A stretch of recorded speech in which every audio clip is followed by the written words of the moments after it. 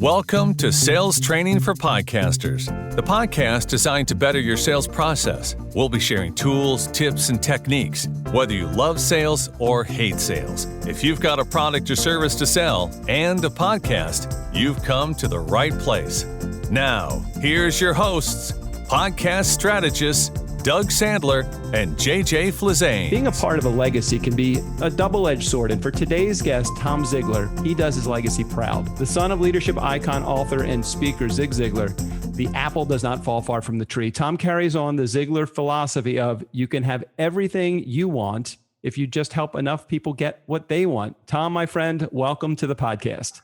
Hey, thanks for having me on. I'm excited about our time today. I am really excited. And, I've had a chance over the last few years to connect with several sons of several great leaders who have also themselves become great leaders, such as yourself. I talked to Michael Tracy. I've talked to Jeffrey Gitomer. I've talked to so many people within the space, and being the son of Dave Sandler helps me kind of just understand it's challenging sometimes to fall in line with those footsteps. Were you challenged at all early on in the process with that, or was this just easy for you? There was a couple of times. The first one was after Dad died, and one of my friends, he asked me how I was doing, and I said, well, I'm doing good, but this legacy is pretty heavy.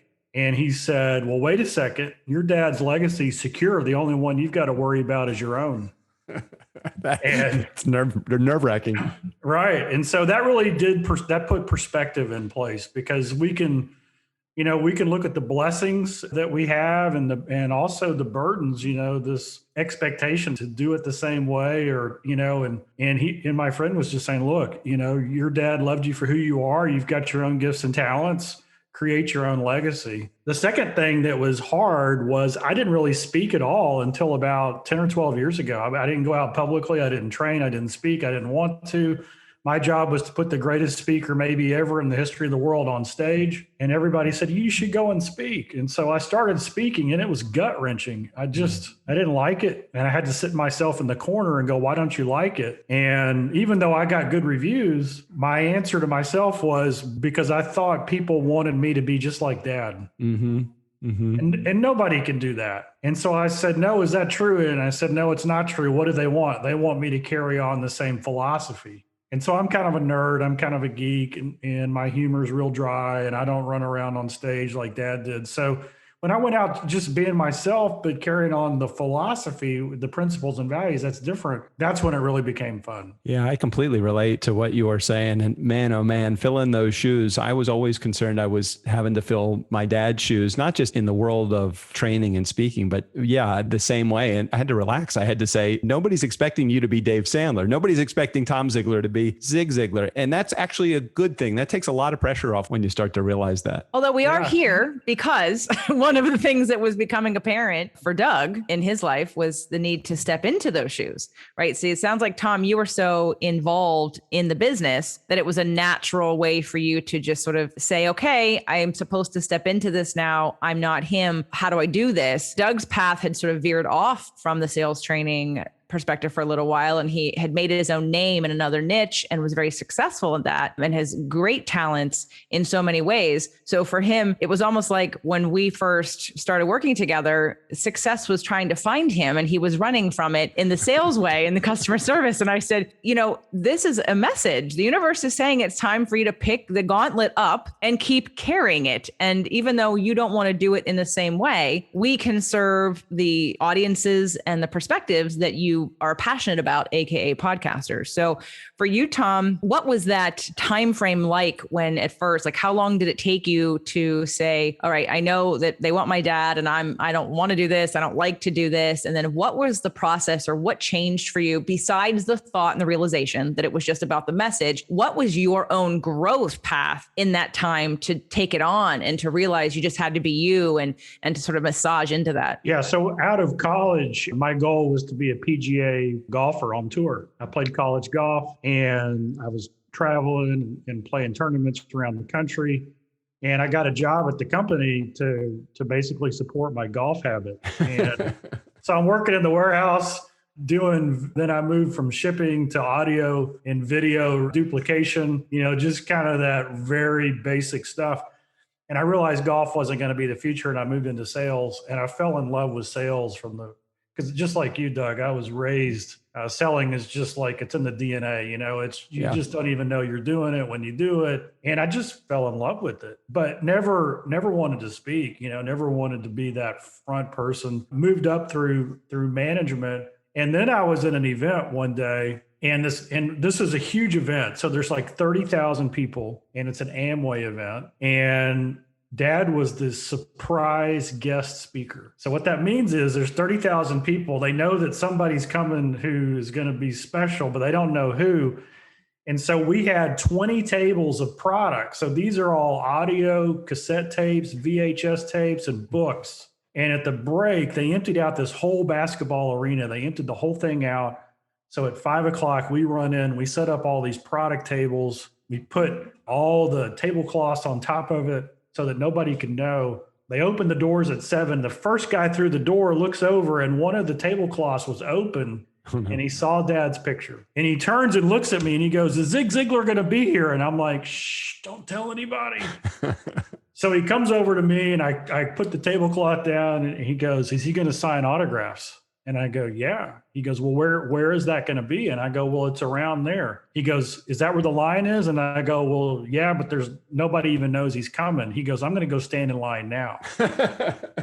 So it's 7 o'clock. He's supposed to go on at midnight. It's Amway. It's going to be after 1 in the morning because they always run behind. He goes and stands in line that doesn't exist. And so 2 hours later, I go over to him and I go, "What's your story?" And he'd come from Central America and to make a better life. And when he comes in, he moves to Chicago, he moves in with his brother. And after 3 weeks, he tells his brother, "If I'm going to be successful, I need to learn English." And his brother gave him a copy of the book, See You at the Top, and said, "Look, translate this from English to Spanish and then from Spanish back to English. Not only will you learn English, but it will change your life." This guy starts crying right there in front of me because he was an alcoholic. He was about to get divorced. His wife was going to leave him. And what he learned in that book changed his life.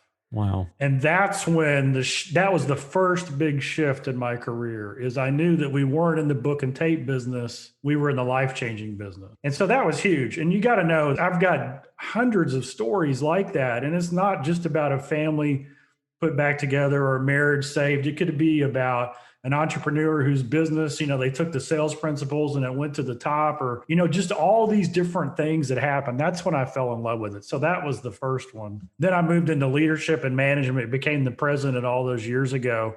And Dad used to tell me and my sisters, he would say, "You'll never know freedom until I'm gone." And I didn't know what that meant. And what he was really saying, I figured it out, is that we were there supporting him. But when he was gone, then we could use the gifts and talents that God gave us in a different way because we can't do it the way he did it. It's impossible. There's no way. And so we had to reinvent the company, and that's what we've done. I love working with leaders and leadership and understanding what makes people think from a mindset perspective, the training, the skills, all that's important. But my love of the business came back to that guy at that arena over 30 years ago, or 25 years ago, I'd say. I don't know if you can see behind me, I've got plenty of shows. I've got a lot of podcasts. And so what you just said about the freedom when he's gone, not in direct relation, but it wasn't until I launched my Spirit, Purpose, and Energy show and have countless stories just like you of people who've been to my events, people who have written in just because they've listened to the show and their lives have shifted and changed. And prior to us launching sales training for podcasters, I was I used to be an actress and a singer, dancer, healer, personal trainer. I'm that service provider that wasn't, so I was always been a speaker. I've always been on the camera and on the stage, but never really selling anything. And I love what you said earlier on about like your dad and Doug's dad, and selling is like in your blood. Like you just love that. And for so many people, the sales conversation isn't one of authenticity and isn't one of deep meaning. And I only became a good salesperson because I saw that what the work I was doing was changing lives of people I had never met, just like that guy with your dad's book. When you can do something and put something out into the world that you're passionate about, regardless of who you are or who came before you, just the fact that you are wanting to help people and you want to serve them and you want to help them break out of whatever pattern they're in, there becomes this shift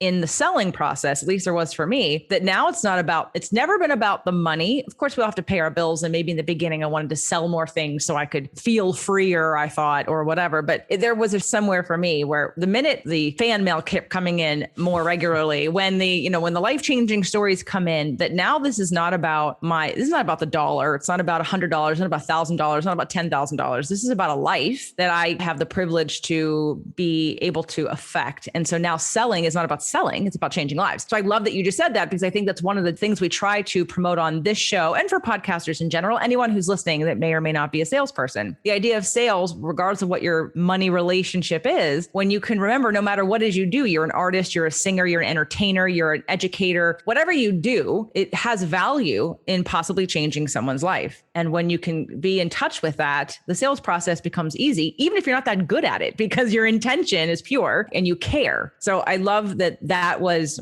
such a profound story for you that really, again, sort of anchored in that mission of your dad and his company and the information and the books and the leadership. So from there, what was the next level for you in terms of getting to, so that was like, okay, that's the start and I'm getting into it. But I want to know that moment for you on stage, when it changed, when you became the head leader, face, salesperson. I'm not my dad, but I am that force to be reckoned with. Yeah, just let me hit a sales point really quick, because you were talking so strong about sales. Being the nerd that I am, I love to know the why behind the why. And so one of my, I don't know if it's a hobby or one of the things I enjoy doing, is I like to study Hebrew. And do you guys speak Hebrew by any chance? You should. No, very little. I had my bar mitzvah. That's about as far as the Hebrew. Now I know a little bit, and I get your emails, by the way, Tom, and I love the connection that you make with your audience through either scripture or through just spiritual advice, and I love that. So go ahead and talk about Hebrew. Yeah, so I learned this from Rabbi Daniel Lappin. So I don't know if you've ever interviewed. He'd be great to get on. He's just amazing. He wrote "Thou shalt prosper," but in Hebrew, there's a couple of words for the word sell. And have you heard this before? No, I'm listening though. Yeah. So,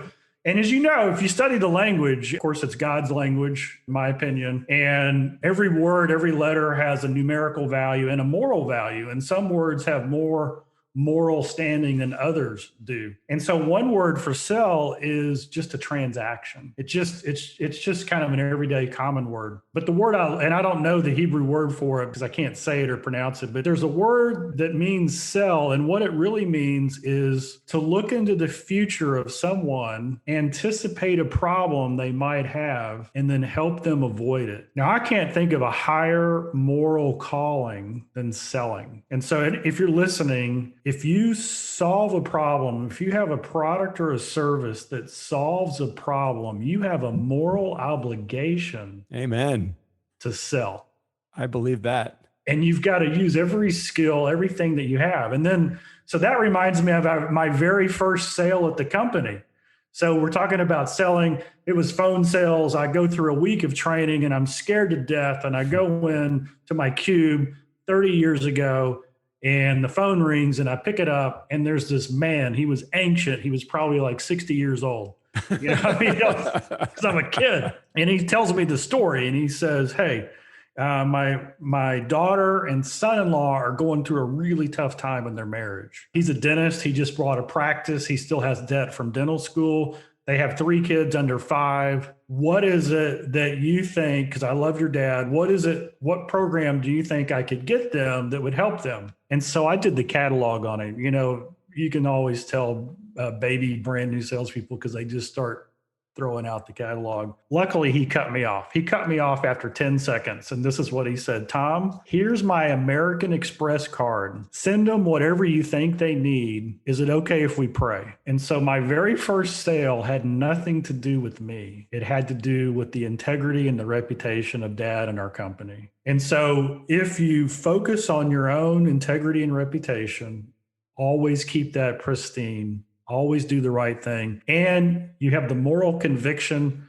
to lean into selling so much that you can solve someone's problem before they even know they have it, that's when you're hitting on all cylinders. I love that. What great advice. I think the challenge from a new entrepreneur or a new salesperson's perspective, or somebody that's new within the practice of selling, I think that they get so caught up in the I've got to close a sale that they forget that they're on the other side of it. They're actually solving a problem for someone. So I love the connection between problem solving and actually the obligation of, hey, look, if you have a gift and you can provide that gift to somebody, you're obligated to be able to share it with them. And it's up to them whether they want to buy it or not. They're not buying because of you. They're buying because of their own problems. Yeah. How do you get somebody to get out of their own way though? Because I think that a lot of times that's the biggest challenge they have, is that they keep puking product. They forget to stop and listen. Yeah. So it's the same thing that happened. This was the other turning point, JJ, in my speaking. It's the same in sales. It's when you realize that you're not there for you, you're there for them. Mm-hmm.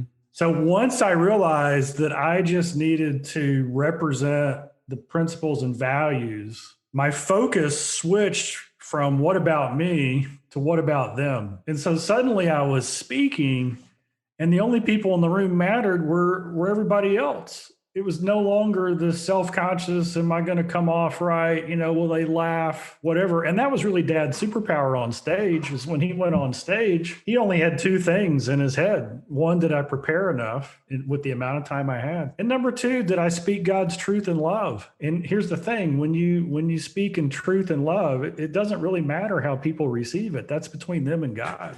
Yeah, right? Absolutely. Right. If you love them and you care about them and you're speaking the truth, they can say yes or no. That's between them and the Creator. That's not a rejection of you. That's them dealing with something on their own.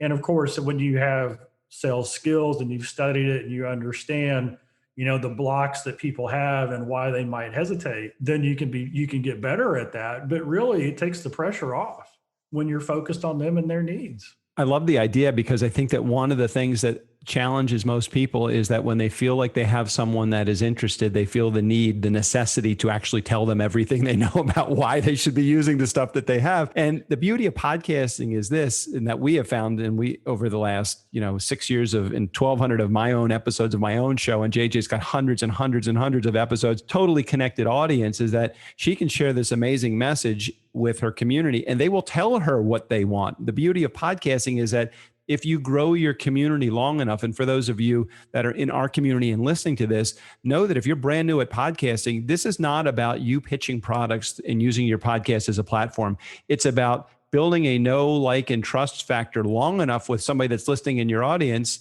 that they will know when the timing is right for them to connect with you. And that could potentially be buying your products and services. So it's just a timing thing. And I think that that's one of the keys of sharing your message without sharing it from a sales perspective. Yep. We've been doing our podcast for over 12 years. We were one of the early adopters, and I call it our secret weapon. We'll have people call up and they'll say, hey, I want to come to your program. And it's a big ticket. And I'm like, do you want to know about it? They're like, no, I'm good. And I'm like, but you're not on our list. Who are you? Oh, I've been listening to the podcast for however long. And so when you constantly bring value and you let people know how they can get involved, you're going to find over time your best customers come out of that situation. And I love that, because now you've got a relationship based on value and trust rather than a hope and a prayer, which is what a lot of people, unfortunately, the sales process, it doesn't take the time that it should to build that relationship on trust. That's what podcasting really does for me. I mean, I'm a huge podcast fan. It builds relationships, it builds trust. I meet family everywhere I go because of our podcast. I have attracted my soul family also through my podcast. And I love what you said about when you realize it's not about you. When I started the show, it wasn't about me. When I started talking and sharing things that were working for me, I did want to share what was working for me to help others. But the people that I had attracted, that I was working with in my life at the time, were not interested in some of the things that were working for me. So I put it out into the world to see if anyone else wanted to know. But it came from a very genuine, authentic place. Hey, this stuff works. And if you use it, it'll probably work for you too, if you're interested. And so what I love what you said about it's not about you is that when I tell a lot of podcasters and speakers, when I do media training for my masterminds, because just like you said, everybody gets into that, oh my God, what do I look like? How am I presenting myself? Am I going to say the wrong thing? It's all me, me, me, me, me, me, me. And so I'm like, okay, behind the microphone, behind the camera, picture somebody that you want to help, someone that may not want to receive your help, that you've tried to help in the past, and talked specifically to that person when you're recording your podcast or when you're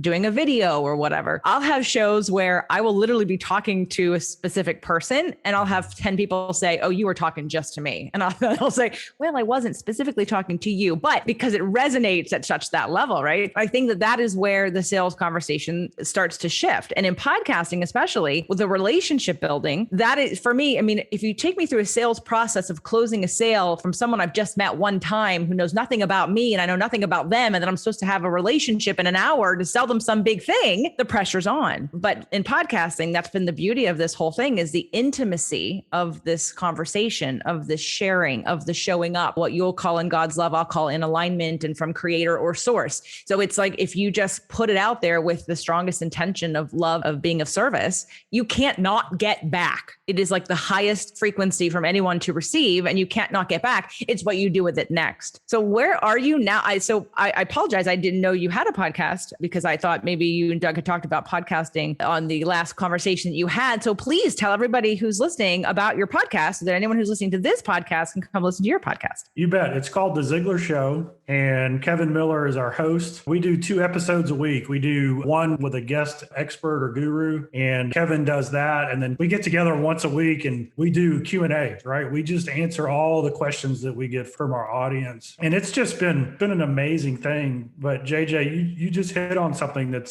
I think you said the word transparency or vulnerability in the sales process. And really, it's in the relationship process. I've invested the last year researching a new book it's on disruption. And this last year of disruption, if you think that's big, you should wait for the next 5 years. It's going to be unbelievable, the disruption that's coming. But here you hit on the key with remote teams and hybrid teams, and you're selling using technology and cameras, and you're building relationships with people in a distance. And there's asynchronous learning, which means that people are working on projects in different time zones. And the only thing that allows those teams to be creative, collaborative, innovative, to solve problems, it really comes down to a leader who creates a space for vulnerability. Because if you and I are having a relationship face to face and on a team in the same room, and you don't understand something, you're just going to say, hey, I don't understand it. But if you're in a different city, in a different time zone, it's going to be hard for you to write that into a document that everybody can see, unless you're either supremely confident or it's a safe space. Mm-hmm. And so vulnerability is key. And our best customers of all are the ones who appreciate the vulnerability. When we say, I don't know the answer to that. Let me go figure that out. Or I don't understand what you're saying. Tell me more. And when you're willing to admit you don't know something, when you're willing to do the extra research and go that extra mile, that's when everything changes. And then you add to the fact that, by the way, if you're in sales, it's the greatest time in the world to be in sales, because you do not have to be geographically tied to any spot on earth now. The number one thing that companies are going to go after is top performers. And you can work for any company from anywhere in the world. And it's a powerful thing. And just know that it's going to spring from your core values, the principles, the virtues that you live by, and your ability to be transparent and vulnerable, that allows other people to give their best work, knowing that whether it's right or wrong, it doesn't matter. It's about growth. It's about going to that next level. I'm curious, why do you think that is so? I mean, I can say, hey, I think it's because people like the human element. They like the fact that you don't know everything, and the fact that they like that. They like that they're connecting with somebody that's more relatable and does not have the answers to every question. But at the same time, you can provide the confidence of being able to deliver your product or service without having all of those answers in place. So why do you think that's so, though, Tom? Well, we're seeing a huge shift, and the hockey stick has been slowly, the curve has been slowly getting steeper and steeper. We know millennials don't like to be told what to do. I mean, we know that. But if you had a top performer on your team, do you think they would say, tell me what to do? Or do you think they would prefer you to ask them what to do? They want to be asked what to do. They don't want to be told. Right. And so what's happening is the top-down authoritative, do it because I said so, command and control leader who is results driven, they're on the way out, and they cannot win in a relationship that has technology in the middle of it, because the body language, the idiosyncrasies that we all make up for each other as humans, it gets lost in translation. So who's winning? It's the coach leader. It's somebody who thrives on great questions. It's somebody who knows their people so well that they know what their dreams and hopes are. If I can get alignment, if somebody comes to work for my company because of the mission of the company, right? They buy into that. And then I know what their personal goal or dream is, and I can help them achieve that. They're going to work for a dream instead of a paycheck. Mm-hmm. They're going to, because here's what I've noticed, that the better you do on the job, usually you get rewarded for it, right? You either make more commission or more salary or more promotions, or you get picked off by the competition. I mean, those are the things that happen. Well, dreams take time and money. So the better I do, the faster I get my dream. And so the shift is happening to growth. And so the great leaders of the day, they're not focused only on a result, because if the market changes, like a pandemic hits and we have the old plan and we're results oriented only, then we're going to tweak the old plan, which no longer works. If we're growth oriented, we go, oh my goodness, look at this opportunity. It's everywhere. Let's get our team together. Everybody give me your ideas. And because it's a safe place where people can be vulnerable, you can make progress when the old style doesn't. So I think we're in a rapid time of growth right now. That's why I think disruption is going to be far more in the next 5 years than it was in the last year. When it comes to millennials, I do love that point that you made, because about 5-6 years ago, I was still working one-on-one with a client who was involved in a massive investment firm. And one of the investments they were making was in some kind of startup, either food and they were doing all the market research on the different demographics that they would be marketing to, and the differences between the different age ranges and generations. And one of the things the words that came up for the millennials was that and I see the psychological patterning of why this has happened, right? So with my parents or my parents' parents, like how that came to be, when you have two parents working full time to try to make money who aren't happy because they're never home, they're never with family, they're always stressed out. And all of a sudden the kids just want nothing more than quality time, and they don't care they own a house. They don't see this American dream the same way anymore. They see themselves as being simple and movable and transformable and flexible. And I think it's a great goal, because it has a depth of meaning to it about that vulnerability that you talked about, the vulnerability of being human and the need and desire that we all have for connection and to connect with people. I know for me, one of the things on my show, which when we teach podcasters, one of the things that we talk about, at least I talk about anyway, is about that not being a host. It's funny when I'll get, the host. I'm like, no, I'm not a host. This is my show. And I only bring to you things I care about. Not to mention, I also teach what I know in different areas. And I've literally gone through a divorce. I've gone through a move. I've gone through deaths of cats. I've gone through growing in my business. And I share that all in the show, because I think, as you were mentioning about leaders and communities that thrive on the relationship of being vulnerable and transparent, anyone who's showing you otherwise isn't being honest, because who on this path isn't constantly being challenged or given an opportunity to grow in some way, right? From what's going on in the world to what's going on in business, with what changes with technology, with what changes with information. So I love that leadership and vulnerability conversation, because I think that's one we haven't really talked about on this show. And I think it's an important one, because in my opinion, if you want to be a successful podcaster or a successful salesperson with a community of any kind, whether it be social media, Twitter, whatever you do, there has to be a relationship built, and that relationship has to be built on reality, authenticity, like you said, vulnerability and transparency. Otherwise, we lack trust, because there's always somebody who has a shiny, bright new thing that looks like they're all perfectly positioned in every single way. But most people have a BS meter that know that eventually that's not really true. So I love the vulnerability. That's definitely a needed conversation on this show for anyone who wants to be a leader and who wants to take that community and really serve people. be who you are, embrace who you are. So with that, I just want to ask if there is anything, and you have already said it, but I just want to know if there's anything more, the difference between you and your dad, right? So you were saying you're kind of more of like the nerdy guy, and he was, I don't know if you think he was so much more out there than you are, meaning like personable or like running around on stage, right? And maybe you're not. What other attributes of yourself have you come to love or acknowledge or utilize now as a strength and as a zone of genius about who you are now taking this company and moving it forward? So I'm a why behind the why behind the why. It's like in sales years ago, we were doing a big sales training proposal. The VP of sales were there. It was a 6-figure deal. And we said, if we go forward with this, why do you want to do this? And he said, well, I know what the investment is, and I would hope that our sales would increase by 10%. And that's why we want to do the training program. I said, well, that's reasonable. Why? And he said, well, because if our sales increase 10%, well, I'll hit our quota, I'll make a nice bonus, and we'll make more money. And I said, well, why is that important? He says, well, then we'll have a chance to do it again next year. And if we can build on this, then we'll get more bonuses, make more money. And I said, that's fantastic. Why? And he said, well, then I can pay off the house.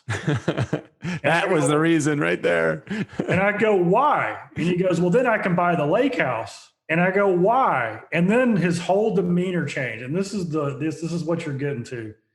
He says, well, then my grandkids will come and play at the lake house.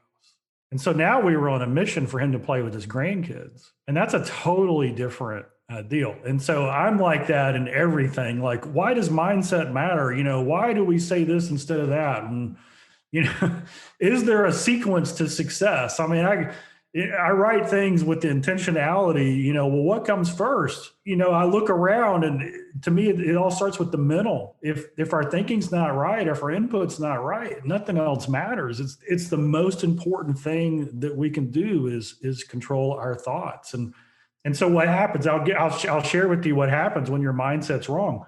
We saw it happen in the pandemic. Millions of people went home, everything shut down. And they suddenly noticed the stainless steel handcuffs that were on their hands that they'd put there themselves. You see, through momentum and, hey, you should do this, and what about that? People had gotten into careers and businesses and things that they weren't passionate about, but the momentum was there. It paid the bills. They still had an empty spot, but the ability to do this pretty good covered that up. And now they're at home, and people they love and care about are dying, and people are getting sick, and people are losing jobs, and their friends are telling them their stories. And they're like, wait a second, there's got to be more to life than this. But our culture says, hey, you know what? Don't worry, be happy. Happiness is what it's all about. Whatever your truth is, as long as it makes you happy, go and do it. And so everybody medicated. They started eating cheesecake and alcohol and drugs and binge on Netflix, right? I mean, that's how we got happy. And they did the death spiral. And that's not where happiness comes from. I quoted him earlier, but Rabbi Lapin says that the opposite of depression is not happiness. The opposite of depression is purpose. And so the reason I get fired up is we help people discover their purpose. Mm-hmm. Now, here's what's cool. The byproduct of pursuing your purpose is happiness. And that is a powerful thing. And so, so how am I different than Dad besides being the nerd, the why behind the why? He was very charismatic on stage. I mean, he could light up the room, but he was also an introvert. And people are like, really? I'm like, yeah, he was really quiet at home. But I really like to know the why behind the why. The other thing that's kind of the difference is Dad's message was for everyone. You could literally hear him, get inspired, do something different, get a different result, and get hooked. Mm-hmm. I mean, just he could condense what would take others months to get across into a 90-minute presentation, and lives would be changed. I'm more about legacy. So when I work with people, and what we do now is we equip them to go out and share our message, right? We work with coaches and give them coaching programs they can coach, and speakers and trainers. And so what gets me excited is when somebody calls me and they say, hey, I was working with somebody, and then they took what I taught them, and then they taught that to somebody else, and that somebody else got a result. Mm-hmm. To me, that's what it's about. It's about the legacy. So, that's how we're different. I don't know if I could in one conversation with somebody, convince them. But what I'm hoping is that over a lot of conversations, they would go share that with somebody else, and that somebody else's life would change. Great words. Great words. And I know that there's somewhere along the way, there was probably in what the world is going through right now, there's got to be some hidden gift in this, somewhere along the way. I like look at the silver lining and trying to find it. If you had to pick a hidden gift that is coming from all of this that is going on in the world right now, what would you say that it would be, Tom? Well, I'll tell two. One of them's kind of funny. 60 million hours. That's how much we're saving by not getting in the car and commuting every single day. I mean, can you put a price on time? You can't. I mean, nope. People have figured out, just because we always did it that way doesn't mean it has to be done that way. Right. So I think there's an understanding. And then this other one, I'll share a quote with you that Dad had in the 70s and 80s. He said this, he said, if standard of living is your goal, quality of life almost never improves. But if quality of life is your goal, standard of living almost always goes up. Mm-hmm. The number one issue that HR and C-suites and the big companies have lasered in on since the pandemic is the health and well-being of their people. And the top 5 is work-life balance. So what big companies, right, the academic elite, the eggheads, the people who know better than the rest of us, for the first time, they understand that quality of life equals quality of work. Before it was lip service. It was like, you give me your 70 hours and you figure that other stuff out on your own. Yeah. And now the tables have turned. Wait a second. We better be buying ergonomic chairs for their home office. Mm-hmm. We better be doing all this stuff. So what does that mean to me? If you recognize that quality of life is essential to quality of work, quality of life, we teach that has 7 areas: mental, spiritual, physical, family, financial, personal, and career. So that means corporate leaders have to recognize that people are spiritual. And that's been a taboo word inside corporate offices.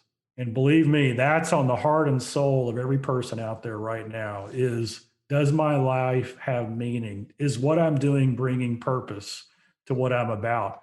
And guess what? You can do that working for, Walmart, corporate, or Google, or anybody. You can find meaning in any of those places, which is awesome. But you've got to understand that until you find the meaning in it, your work's never going to be as fulfilling as it could. Amen to that. Totally. JJ, any final questions before we wrap up? I know that I promised Tom we'd keep him about 40 minutes. We're a few minutes over that right now, but anything else that you want to get from his experience? You have the legacy builder in your hands right now. I'm just glad I found Tom after literally, 45 years of searching. He's been there the whole time. I don't know why it took so long. I think just, I'm feeling into that people are listening to this and that they're inspired if they don't know what their purpose is, or if they're not living a quality life, or if they're chasing money, or if they're not feeling comfortable in sales, of having a new relationship and a view and a perspective on some of this. And so I guess if there was a place besides the podcast to send them, because podcasters give a listen to podcasts. If there was another place to send them, where would that be? Is it just the website? Yeah, Ziglar.com. We've got some free gifts. You can download some Zig if you've never heard, which is awesome. The treat. The Ziglar Show, if you want a little bit more. But also, I'm kind of weird. I give out my email address, so tom@ziglar.com. So we make it really hard. I haven't figured out a better way to build a relationship than just saying hey to somebody. Yeah, and Tom, you were very open and warm to share not only your message and your inspiration on the show today, but I just, when I reached out to you, it was a very quick turn from the time that I actually reached out to you that you returned it. And I've gotten some really great words from those that are outside of the Ziglar organization that have said, oh, you are going to really enjoy having Tom. You did not disappoint. You're a great guest to have on the show. And I'm looking forward to many years of great relationship building going forward, Tom. Thank you so much for having me on. What a blessing. Thank you, JJ, Tom. wrap it up for us if you would. Thank you, Tom. We appreciate all of the words of wisdom and your vulnerability and your authenticity and your passion for helping others. So thank you so much for being on the show today and inspiring everyone who's listening along with us. All right. We'll see you guys all again next week on next week's show. Thanks for being here one more time. Thanks for listening to Sales Training for Podcasters. To get additional information and to access more amazing content that will boost your sales game, visit salestrainingforpodcasters.com. Hey, do us a favor. Rate and review our show on Apple Podcasts or wherever you get your podcasts. Again, thanks for listening.